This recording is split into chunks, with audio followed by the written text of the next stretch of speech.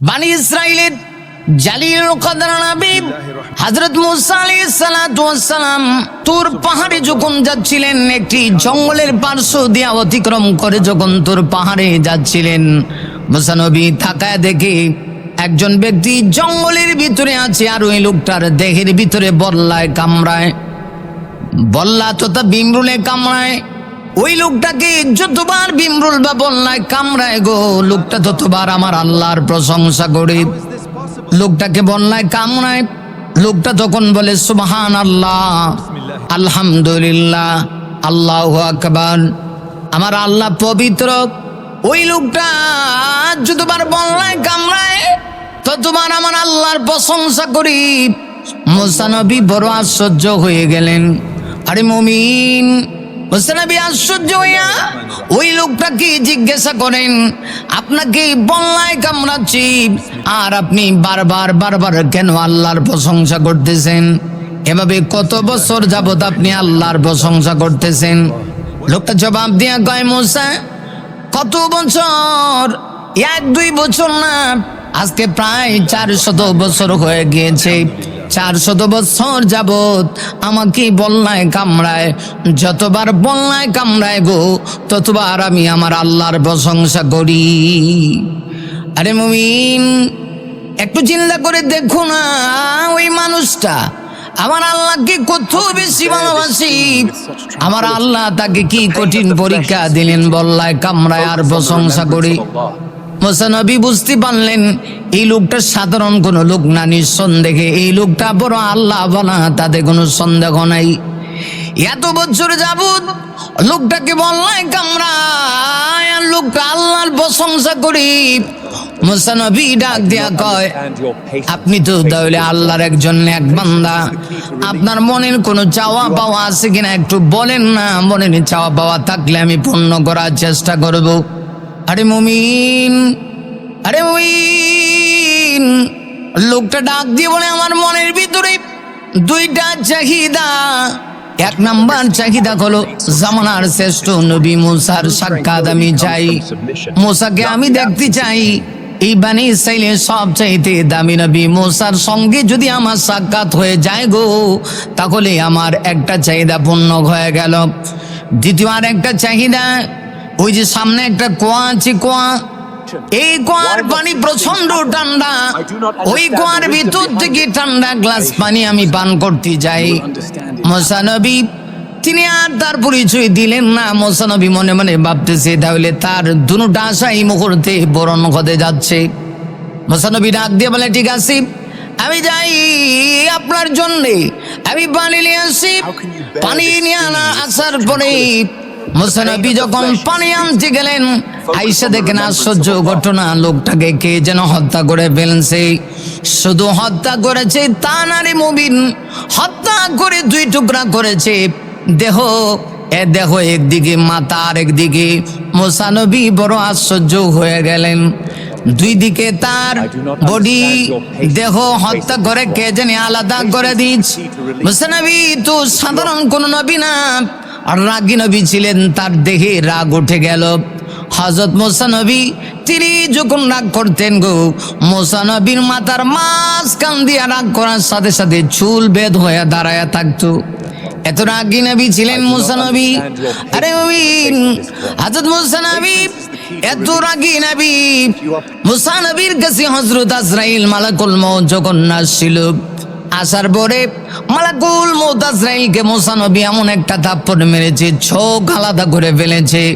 মালাকুল মউত আজরাইল আমার আল্লাহর কাছে গিয়া কয়, আবু কার কাছে পাঠাইলেন? আল্লাহ এমন একটা থাপ্পড় দিয়েছে, আমার চোখ কানা করে ফেলেছে। আল্লাহ ডাক দিয়া কয়, বুঝে শুনে যাওয়ার দরকার ছিল রে, এটা আর কেউ না, এটা জামানার শ্রেষ্ঠ নবী আমার কালিমুল্লাহ মুসা আলাইহিস সালাতু ওয়াস সালামের কাছে তুমি গিয়েছো না? তার কাছে গিয়া যদি সালাম না দাও একটা মাইরো মাটিত পড়বে না। কেন তুমি সালাম দাও নাই? আবার যাও গিয়া সালাম দিয়া মুসার সঙ্গে কথা বলবা। কেমন গরম নবী ছিলেন মুসা নবী, যিনি আজরাইলকে থাপ্পড় দিয়া মুসা আলাইহিস সালাতু ওয়াস সালাম চোখ কানা করে ফেলেছে। তাহলে কতটুকু গরম নবী ছিলেন মুসা নবী। ওই আল্লাহর ওলির জন্য যখন পানি নিয়ে আসলেন, পানি নিয়ে এসে দেখেন লোকটাকে কে যেন হত্যা করে ফেলেছে গো। মুসা নবী বড় আশ্চর্য হয়ে গেলেন। শুধু হত্যা করেছি তা না, এমন নিখুঁত ভাবে হত্যা করেছি, দুই টুকরা করে ফেলেছি। দেহের একটা অংশ বডি একদিকে, মাথার একদিকে। মুসা নবী রাগান্বিত হয়ে কে হত্যা করেছে তালাশ করতেছেন। জঙ্গলের পাশ দিয়ে কে হত্যা করেছি যখন তালাশ করে গো, হঠাৎ করে মুসা নবী তাকায় দেখে জঙ্গলের ভিতর থেকে একটা বাঘ বের হয়ে আসছে। মুসা নবী সন্দেহ করলেন এই বাঘ মনে হয় তাহলে তাকে হত্যা করেছে। বাঘ আমার আল্লাহর কাছে ডাক দেয়া বলে, প্রভু তুমি আমার জবানটা একটু খুলে দাও না, জবানটা খুলে দাও, আমি একটু জামানার শ্রেষ্ঠ নবী মুসার সঙ্গে একটু কথা বলতে চাই। আরে মুমিন, আমার আল্লাহ চাইলে পৃথিবীতে যে কাউকে আল্লাহ কথা বলাইতে পারে। মানুষকে যে আল্লাহ কথা বলায়, ওই আল্লাহ প্রত্যেকটা প্রাণীকে কথা বলার মতো যোগ্যতা আল্লাহ দিতে পারে। এজন্য যাদের জিহ্বাস, এটা বহুত বড় নিয়ামত। মুমিন রে, এই নিয়ামত পায়া যদি নিয়ামতে যথাযথ ব্যবহার না করি গো, কিয়ামতের ময়দানে আল্লাহ রাব্বুল আলামিনের কাছে আপনাকে আমাকে জবাব দেওয়া লাগবে। আর যদি জিহ্বা নামক নিয়ামতের ব্যবহারটা আমরা ভালো করি, আল্লাহ নিয়ামতের শুকরিয়া আদায় করলে নিয়ামত আমার আল্লাহ বাড়ায় দিবে। আরে মুমিন, আমার কথা না, আমার আল্লাহ পবিত্র কোরআন শরীফের সূরা ইব্রাহিমের ভিতরে আমার আল্লাহ বলেন, লাইন শাকারতুম লাযীদান্নাকুম ওয়া লাইন কাফারতুম ইন্না আযাবী লাশাদীদ।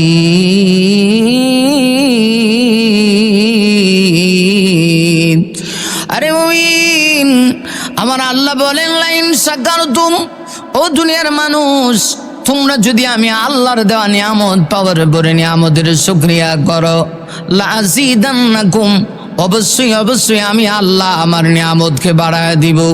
ওয়ালাইন কাফারতুম, আর যদি তোমরা নাফরমানি করো গো, আল্লাহ বলেন ইন্না আযাবী লাশাদীদ, জেনে রাখো আমার আযাব বড় কঠিন। নিয়ামতের শুকরিয়া আদায় করলে বাড়ায় দেন আল্লাহ, এই জন্য নিয়ামতের শুকরিয়া করা দরকার। হযরত মুসা নবী রাগান্বিত হইয়া যখন জঙ্গলের পার্শ্ব দিয়ে যাচ্ছেন, বাঘ মুসা নবীর সামনে এসে দাঁড়ায় গেল। বাঘ আল্লাহকে ডাক দেয়া গো, আল্লাহ গো, আগো প্রভু, প্রভু তুমি তো চাইলে পারো আমার জবানটা খুলে দিতে, আল্লাহ আমার জবানটা খুলে দাও গো। আল্লাহ রাব্বুল আলামিন সঙ্গে সঙ্গে বাঘের জবানটা খুলে দিলেন। বাঘ এবার ডাক দেয়া কয়, মুসা, আমি হত্যা করেছি, ওই যুবককে আমি হত্যা করেছি, তবে শুনে নাও আমার ইচ্ছাই নয়, আমার আল্লাহর নির্দেশে আমি হত্যা করেছি। যখন বলছে আমি হত্যা করছি, মুসা নবী তো ক্ষিপে গেছে, রাগান্বিত হয়ে গেছি। আর যখন বলছে আমার আল্লাহর নির্দেশে আমি হত্যা করেছি, এমনিতেই মুসা নবী ঠান্ডা হয়ে গেলেন। আমার আল্লাহর নাম শোনা মাত্রই মুসা নবী আবার হার্ট কানেকশন, আল্লাহর সাথে কানেকশন লাগাইলেন। মুসা নবী আবার আল্লাহকে জিজ্ঞাসা করে, প্রভু তোমার লীলা খেলা কিচ্ছু বুঝলাম না, এই লোকটা এত বড় নেককার, 1-2 বছর না, আজকে প্রায় 400 বছর যাবত লোকটাকে বল্লায় কামড়ায়, যতবার বল্লায় কামড়ায় লোকটা ততবার তোমার পবিত্রতা বর্ণনা করে, অথচ সেই লোকটাকে তুমি হত্যা করার নির্দেশ দিলা, বাঘকে বুঝলাম না।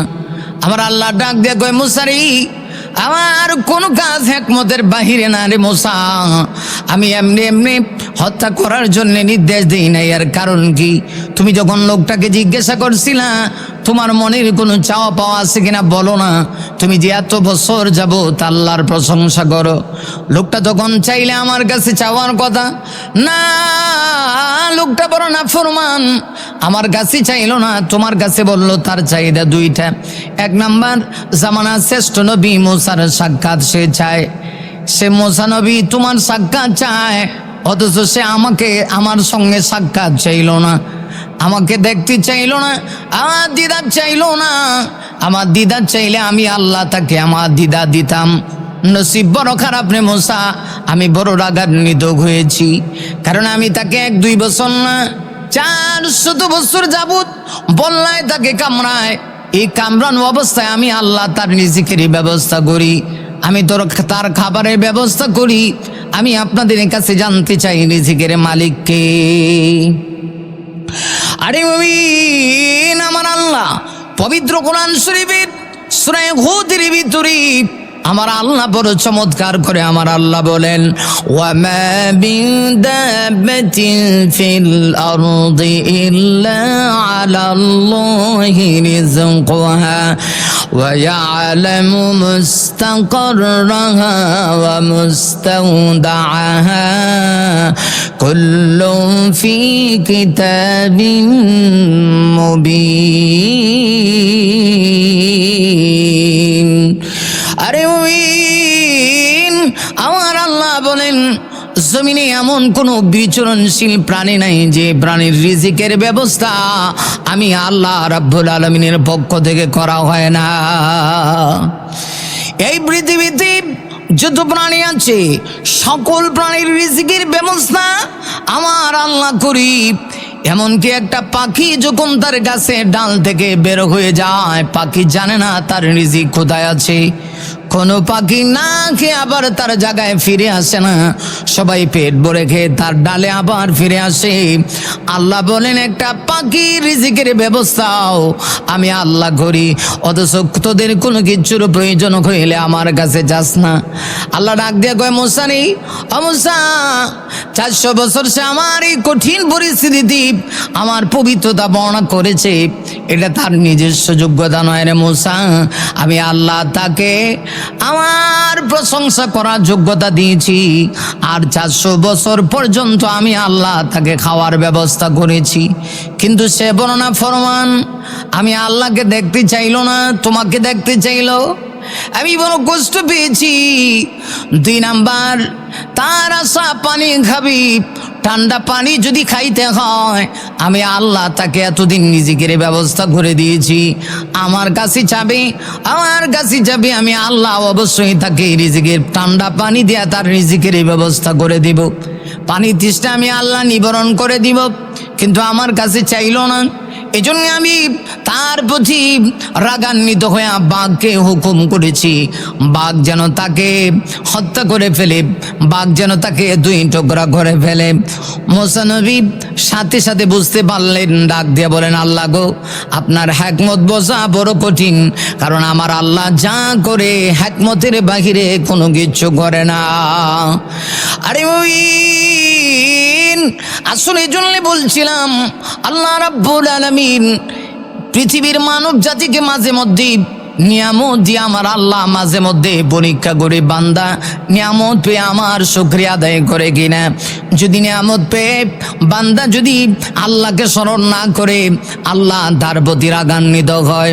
আল্লাহ রাব্বুল আলামিন, আরে মুমিন, এই জন্য পবিত্র কোরআনের সূরা বাকারার ভিতরে আমার আল্লাহ বড় চমৎকার করে বলেছেন, ফাদকুরুনি আযকুরকুম ওয়াশকুরুলি ওয়ালা তাকফুরুন।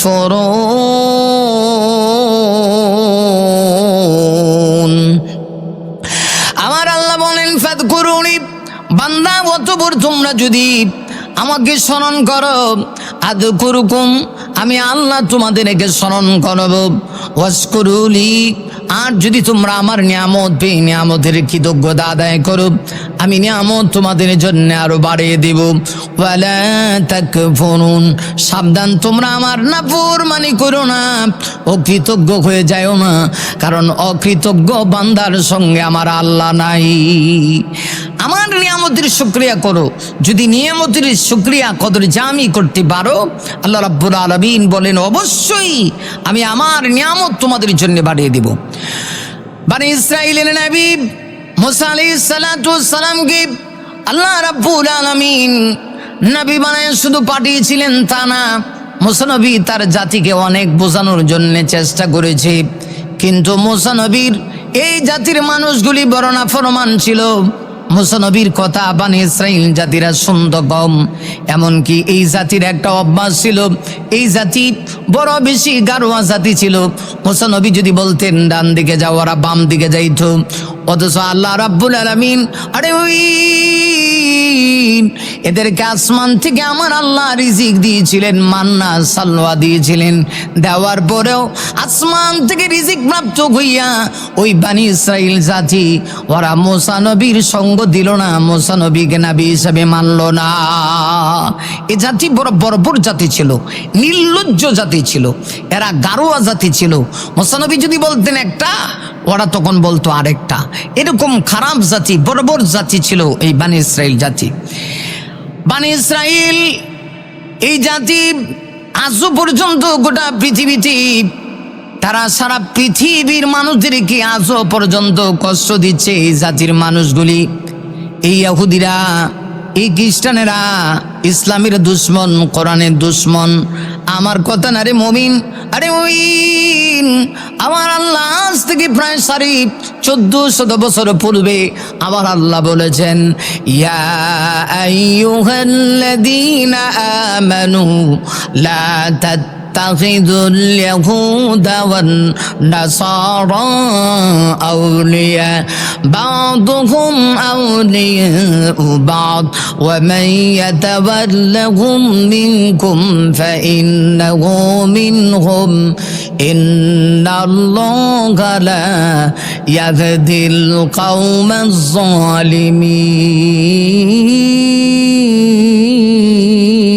الظالمين।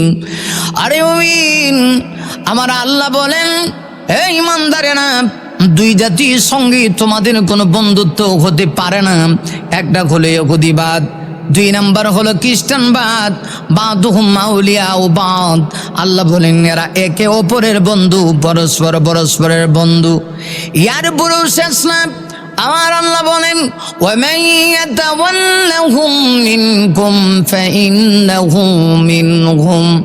এরপরেও যদি আমার আল্লাহর পক্ষ থেকে বিধান আসার পরে যদি কেউ ইহুদি নাসারাদের অনুসরণ করে, আল্লাহ রাব্বুল আলামিন বলেন তারাও তাদের অন্তর্ভুক্ত হয়ে যাবে। নারী মুমিন না, শুধু তাই না রে মুমিন, নারী মুমিন, আল্লাহ এটাও বলেছেন, ইন্নাল্লাহা লা ইয়াহদিল কওমাজ জালিমিন। আমার আল্লাহ রাব্বুল আলামিন জালেম সম্প্রদায়কে কখনো হেদায়েত দেয় না। এজন্য বানি ইসরাইল জাতিকে আমার আল্লাহ ধ্বংস করেছিলেন। বানি ইসরাইলের মুসা নবীকে বানি ইসরাইল জাতির জন্য আল্লাহ নবী বানায় পাঠাইছে।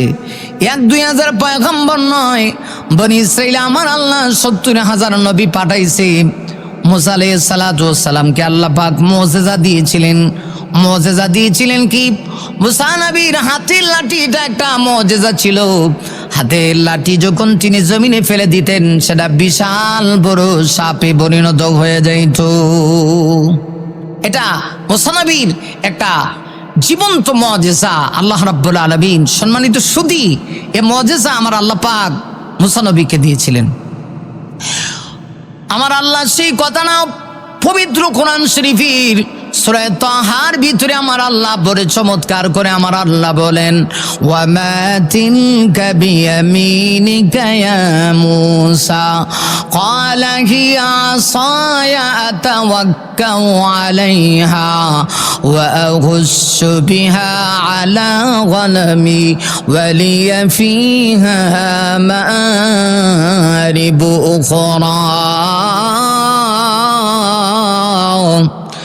আরে ওই আমার আল্লাহ বলেন, মাতিল কাবিয়ামিনিকা ইয়া মূসা। আল্লাহ ডাক দিয়া কয়, মূসা তোমার ডান হাতে এটা কি? মূসা আলাইহিস সালাম বলেন, ক্বালা হিয়া আসা, এটা আমার লাঠি। আতাওয়াক্কাউ আলাইহা। মূসা নবী তো কালিম ছিলেন, আল্লাহর সঙ্গে কথা বলতেন গো। আল্লাহ যদি একটা জিজ্ঞাসা করতো গো, মূসা নবী 3টা জবাব দিত, কারণ তিনি আল্লাহর পাগল ছিলেন। आशिकों से क्या मजाक है, माशिकों से पहुँचो। आशिकों से क्या मजाक है, माशिकों से पहुँचो। शाखे गुल में क्या मजाक है, बुलबुलियों से पहुँचो। आशिक যখন তার মাশূকের সঙ্গে কথা বলে, প্রেমিক যখন তার প্রেমিকার সঙ্গে কথা বলে, কথা বলতে বলতে সারা রাত চলে যায়। মোবাইলের ব্যাটারি লো হয়ে যায়, ব্যাটারি লো হয়ে যাওয়ার পরেও তার কথা শেষ হয় না। যত কথা বলে জ্বালা আরো বাড়ে। হাইরে জ্বালা, ভিতরে জ্বালা, বাইরে জ্বালা। জ্বালা আর জ্বালা, যত কথা বলে জ্বালা বাড়ে, জ্বালা বাড়ে, জ্বালা বাড়ে, ভালোবাসা বেড়ে যায়। যত কথা বলে তত ভালোবাসা বেড়ে যায়। আরে ওই মুসা নবী তো আল্লাহর সঙ্গে কথা বলতেন। আমার আল্লাহ জিজ্ঞাসা করলেন, মুসা রে তোমার ডান হাতে এটা কি? মুসা নবী ডাক দিয়া বলেন, আমার ডান হাতে লাঠি। আল্লাহ কিন্তু জিজ্ঞাসা করেন নাই লাঠি দিয়ে কি করো। মুসা জবাব দিয়া বলেন, আতাওয়াক্কাউ আলাইহা, আমি এটার উপরে বট দেয়া খাড়াই। ও আহস্সু বিহা আলা গানামি, আমি এটা দিয়ে ছাগলের জন্য পাতা পারি, আমার ছাগলের জন্য পাতা পারি, পাতা পেরে পেরে আমার ছাগলে খাওয়াই। ওয়ালিয়া ফিহা মারিবু উখরা। আরে ওই মুসা নবী ডাক দিয়ে বলেন, এবং অন্যান্য আমি কাজ করি। আল্লাহ জিজ্ঞাসা করলেন একটা, মুসা নবী জবাব দিলেন তিনটা। এটা আশেক মাসুকের কারবার। কিন্তু আল্লাহ কেন জিজ্ঞাসা করলেন? মুসা নবী তো জানে না তার হাতের লাঠি যে সাপ হয়ে যায়। আল্লাহ রাব্বুল আলামিন মুসা নবীকে আবার ডাক দিয়া বললেন, ক্বালা আলকিহা ইয়া মুসা ফালকাহা ফাইদা হিয়া হাইয়াতুন তাসআ। আরে ওই আমার আল্লাহ ডাক দিয়ে বলে, মুসা রে আপনার হাতের লাঠি আপনি জমিনের ভিতরে নিক্ষেপ করেন। ক্বালা আলকিহা ইয়া মুসা, মুসা নবীকে আল্লাহ বলেন আপনি আলকিহা ইয়া মুসা, আপনার লাঠি নিক্ষেপ করেন জমিনে, জমিনে লাঠি ফেলে দেন। ফাআলকাহা ফাইদা হিয়া হাইয়াতুন তাসআ। আরে ওই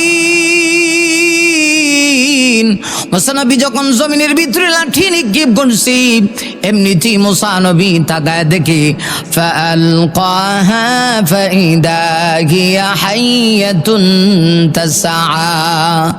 মুসা নবীরা তাকায় দেখে যে মুহূর্তে জমিনের ভিতরে মুসা নবী লাঠি নিক্ষেপ করেছে, লাঠি নিক্ষেপ করার সাথে সাথে এই লাঠিটা বিশাল বড় একটা সাপ হয়ে গেল। মুমিন রে, বিশাল বড় সাপ হয়ে লাঠি যখন বিশাল বড় সাপ হয়েছে, সাপ হইয়া আল্লাহ বলেন তাসা, সে দৌড়াইতে শুরু করছে। মুসা নবী তো ভয় পেয়ে গেলেন, মুসা নবী ভয় পেয়ে গেলেন। আমার আল্লাহ ডাক দিয়া বলেন, কালা খুযহা ওয়ালা তাগাব। মুসা খুজ, ধরো। কালা খুযহা, কালার ফাইল আমার আল্লাহ। আমার আল্লাহ বলেন কালা খুযহা ওয়ালা তাগাব। আরে মুসা ধরো, লা তাগাব, ভয় পাও না। সানুঈদুহা সিরাতাল উলা, আমি আল্লাহ তুমি লাঠি ধরা মাত্রই আগের মতো করে দিব, অর্থাৎ লাঠি লাঠি হয়ে যাবে। আর লাঠি জমিনে ফেলে দিলে বিশাল বড় সাপ হয়ে যাবে। বনি ইসরাইলের লোকেরা মুসা নবীর এই যে আল্লাহর পক্ষ থেকে মুজিজা দেওয়া হয়েছে, এটাও তারা মানতে রাজি না। এরা বলে মুসা নবী বিশাল বড় জাদুগির, নাউজুবিল্লাহ। মুসা নবী বিশাল বড় জাদুগির, নারী মুমিন না। মুসা নবী, আমার আল্লাহ মুসা নবীকে জাদুগির বানায় নাই, বানায় নাই, বানায় নাই। মুসা নবী জাদুগির ছিল না গো। মুসা আলাইহিস সালাতু ওয়াস সালামকে দিয়েছেন আল্লাহ মুজিজা। মুজিজা এক জিনিস, জাদু হলো আরেক জিনিস। তাই তারা বড় বড় জাদুগিরদেরকে ভাড়া করে আনছে। 70,000 জাদুগিরকে ভাড়া করে আনছে। 70,000 জাদুগিরকে ফেরাউন যখন ভাড়া করে আনছে, ফেরাউন কত বড় জালেম ছিল। মুসা নবী দাওয়াত গ্রহণ তো করে নাই, বরং সে নিজেকে আল্লাহই দাবি করে বসেছে। ফেরাউন বলেছে ফাকালা আনা রাব্বুকুমুল আলা। আরে ওই ফেরাউন বলে আমি সবচেয়ে বড় রব। ফেরাউন মুসা নবীকে তো মানলই না, বরং মুসা নবীর মুজিজাকে জাদু বলে আখ্যায়িত করে। 70,000 জাদুগির তারা নিয়ে আসছে ভাড়া করে। 70,000 জাদুগির এসে যখন প্রত্যেকেই তাদের জাদু ছেড়ে দিয়েছে, সাপগুলি ছেড়ে দিয়েছে। 70,000 সাপ ছেড়ে দেওয়ার পরে মুসা আলাইহিস সালাম তার হাতে লাঠি যখন ফেলে দিয়েছে, এটা এত বড় সাপ হয়েছে, বিশাল বড় সাপ হইয়া এমন ভাবে একটা মুখ এমন ভাবে মুখটা খুলেছে, বিশাল বড় সাপ হইয়া এমন ভাবে মুখ খুলেছে, মুখের ভিতরে দেখা গেছে ফেরাউনের 70,000 জাদুগিরির যত জাদুর সাপ ছিল সবগুলা মুসা নবীর মুখের সাপের ভিতরে ঢুকে গেছে।